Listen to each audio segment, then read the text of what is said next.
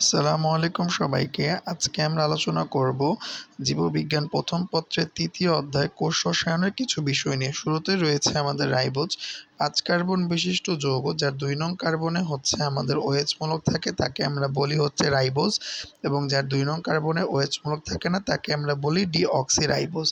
এর উপর ভিত্তি করে আমরা ডিএনএ এবং আরএনএ করে থাকি। এরপর রয়েছে আমাদের অত্যাবশ্যকীয় অ্যামিনো অ্যাসিড।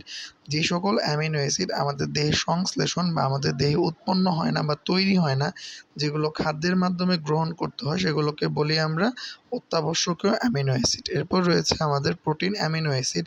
যে সকল অ্যামিনো অ্যাসিড হচ্ছে আমাদের প্রোটিন গঠন করে তাদেরকে আমরা বলি হচ্ছে প্রোটিন অ্যামিনো অ্যাসিড।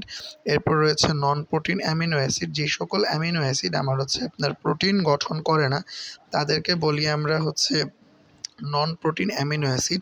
আমাদের প্রোটিন কি? প্রোটিন হচ্ছে উচ্চ ভর বিশিষ্ট যৌগ যাকে বিশ্লেষণ করলে বা আমরা যদি ভাঙি তাহলে হচ্ছে আমরা অ্যামিনো অ্যাসিড পাবো। এই ছিল আমাদের সংক্ষিপ্ত কিছু আলোচনা। ইনশাল্লাহ আপনাদের সাথে দেখা হবে পরবর্তী ভিডিওতে। ততক্ষণ পর্যন্ত সবাই ভালো থাকবেন এবং নিরাপদে থাকবেন। আজকের জন্য আল্লাহ হাফেজ। আসসালামু আলাইকুম।